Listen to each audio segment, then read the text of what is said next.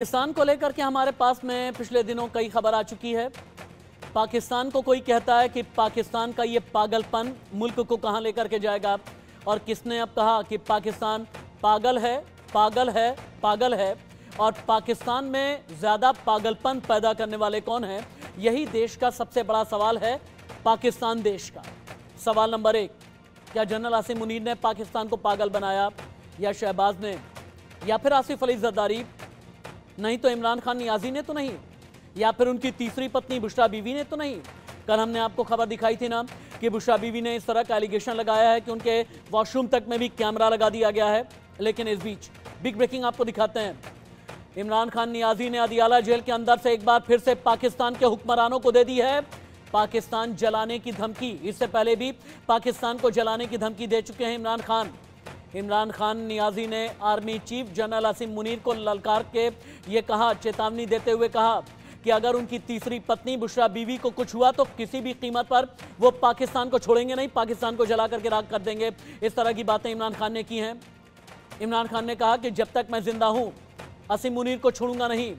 असंवैधानिक गैर कानूनी कदमों का पर्दाफाश मैं करके रहूंगा, ये इमरान खान कह रहे हैं।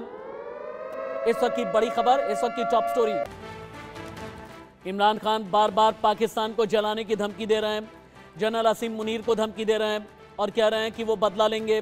बुशरा बीवी को अगर कुछ हो गया, उनकी जान अगर जाती है तो जब तक जिंदा हैं आसिम मुनीर को छोड़ेंगे नहीं। असंवैधानिक और गैर कानूनी कदम के पीछे पड़े हुए हैं दानिश रिजवी, कर्नल रिटायर्ड तेजेंद्र त्यागी, संजीव श्रीवास्तव मेरे साथ में लाइव हैं। पहले दानिश के पास चलते हैं। दानिश, पहले इमरान ने कहा कि ईद पर बुशरा से मिला दो, फिर इमरान ने कहा कि बुशरा की जान का दुश्मन जो बना उसे छोड़ेंगे नहीं, फिर इमरान ने कहा कि बुशरा के पीछे अगर जनरल आसिम मुनीर पड़े तो छोड़ेंगे नहीं। अब इमरान कह रहे हैं कि पाकिस्तान को जला करके राख कर देंगे। मैं पूछना चाहता हूं, पाकिस्तान को पागल कितनों ने बनाया?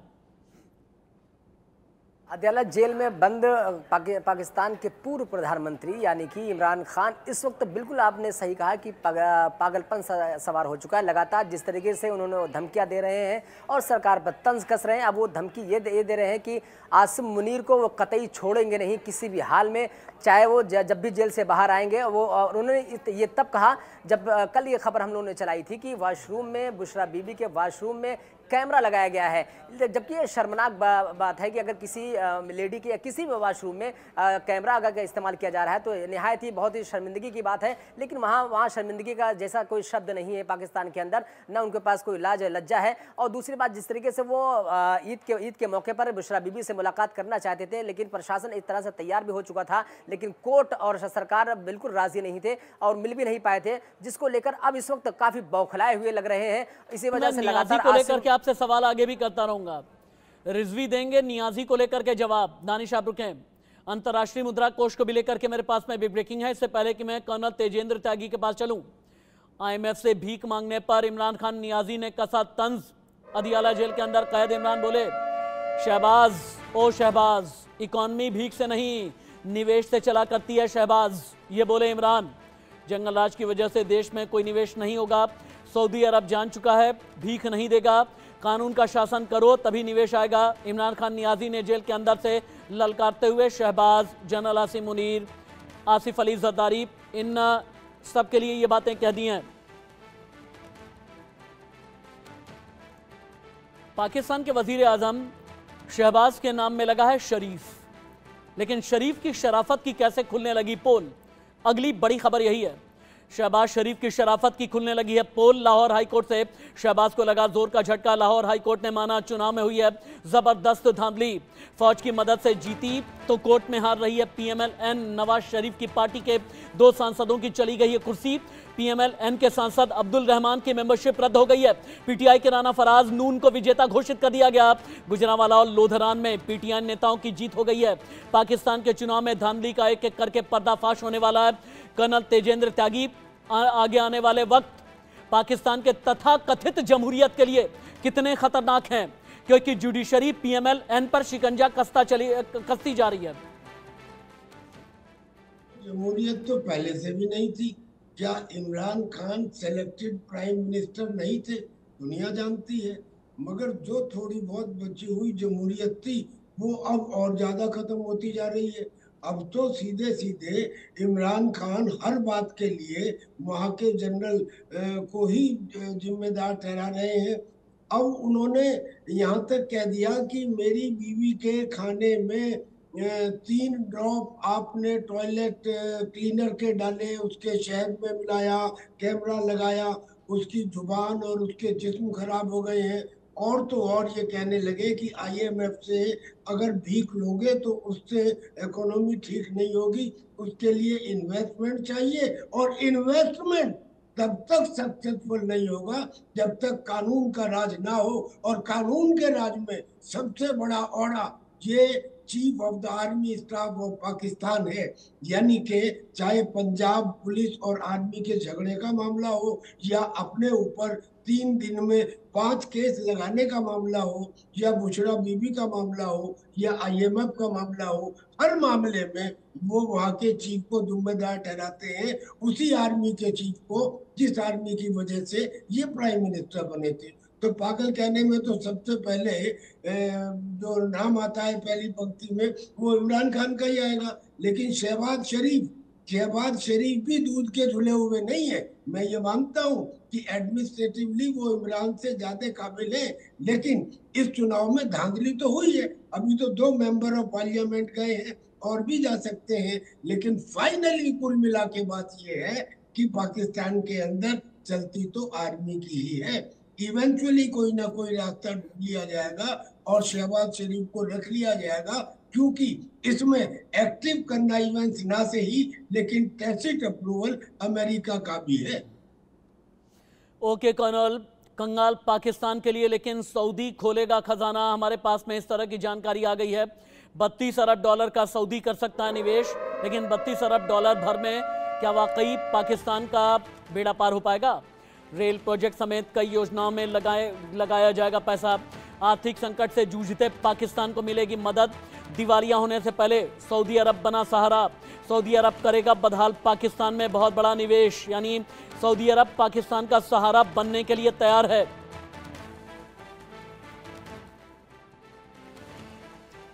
लेकिन अब जो खबर आने वाली है ना, ये भारत की मजबूती की खबर है और भारत की ताकत का इंडिकेटर है। पाकिस्तान में पाकिस्तान को, आई रिपीट, पाकिस्तान में पाकिस्तान को सऊदी मंत्री ने आकर के डांट दिया है। यही अगली बिग ब्रेकिंग है। पाकिस्तान को नसीहत दे दी सऊदी मंत्री ने पाकिस्तान की सरजमी पर। बंद करो बार बार कश्मीर का राग अलापना। सऊदी मंत्री ने पाकिस्तान में नहीं किया कश्मीर का जिक्र। सऊदी के मंत्री ने पाकिस्तान को कश्मीर पर जोर का झटका दे दिया है। पीएम मोदी और प्रिंस सलमान की दोस्ती का सबसे बड़ा असर।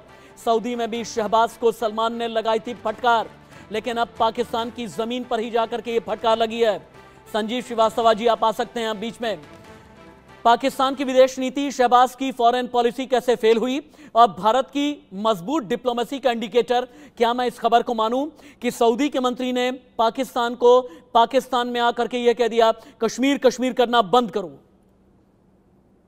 जी जी राशि जी, ये जो भारत की विदेश नीति की बहुत बड़ी सफलता यहाँ पर भी है कि जो वेस्ट एशिया की जो राष्ट्र है, भारत और सऊदी अरेबिया हो, यूएई हो, अन्य राष्ट्र हो, सभी के साथ संबंध गहरे और प्रगाढ़ हो रहे हैं। भारत के प्रधानमंत्री श्री नरेंद्र मोदी के सऊदी अरेबिया के क्राउन प्रिंस मोहम्मद बिन सलमान के साथ बड़ी गहरी समझदारी है, बड़ी अच्छी उनके साथ पार्टनरशिप है। और सऊदी अरेबिया इस बात को जानता है कि भारत विश्व की एक बड़ी महाशक्ति है, विश्व की सबसे तेज गति से बढ़ती हुई अर्थव्यवस्था है।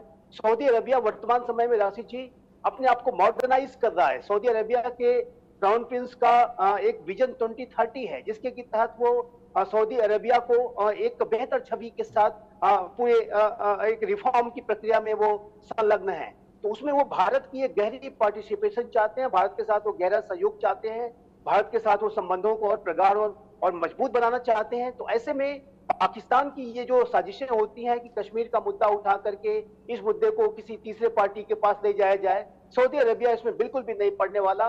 अभी शहबाज शरीफ ने जब सऊदी अरेबिया की यात्रा की थी, तो यहाँ तक कि उसके ज्वाइंट स्टेटमेंट में, जो पाकिस्तान और सऊदी अरेबिया के बीच का ज्वाइंट स्टेटमेंट आया था, उसमें यह स्पष्ट रूप से कहा गया था कि ये जो कश्मीर का मुद्दा है या जो भी आउटस्टैंडिंग इश्यूज हैं भारत और पाकिस्तान के, ये भारत और पाकिस्तान को आपस में बातचीत करके ही हल करने होंगे।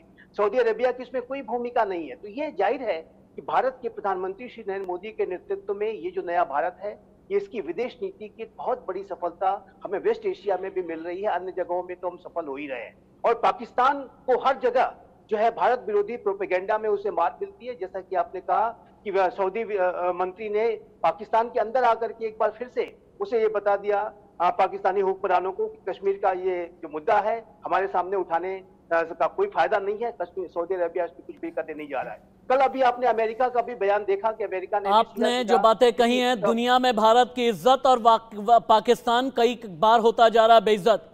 पाकिस्तान के राजनीतिक जानकारों ने शहबाज शरीफ को कोसा है और उन्होंने कहा कि सऊदी भी पाकिस्तान नहीं, अब भारत का हमदर्द बन गया है। कश्मीर मुद्दे पर सऊदी ने पाकिस्तान की बेइज्जती कर ही दी, ये भी हमने बता दिया। सऊदी पाकिस्तान का राजदार नहीं बल्कि गद्दार हुआ जा रहा है। ये पाकिस्तान के जितने पॉलिटिकल एनालिस्ट हैं उनके सुर बदलने लगे हैं। भारत की दुनिया में लगातार अहमियत बढ़ती जा रही है, ये भी पाकिस्तान के राजनीतिक सलाहकार, पॉलिटिकल एनालिस्ट, राजनीतिक विश्लेषक कहने लगे हैं।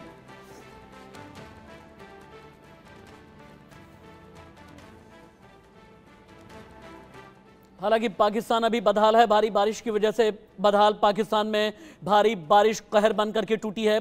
बारिश की वजह से 4 दिन में 63 लोगों की मौत हो गई है। बलूचिस्तान में सामान्य से 256% ज्यादा बारिश हुई है। पूरे पाकिस्तान में सामान्य से 61% ज्यादा बारिश। अचानक आई बाढ़ के बाद आपात स्थिति की घोषणा कर दी गई है। बदहाल हो गया पाकिस्तान। 4 दिन में 63 लोगों की पाकिस्तान में बारिश और बाढ़ से मौत। बलूचिस्तान में सामान्य से 250% ज्यादा बारिश। पूरे पाकिस्तान में 61% ज्यादा बारिश हुई है। हर तरफ हाहाकार, चीख पुकार मची है।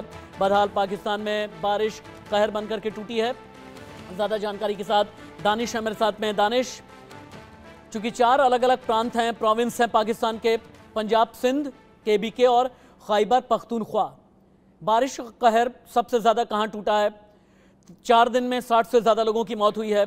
आपात स्थिति से निपटने के लिए शहबाज क्या कर रहे हैं?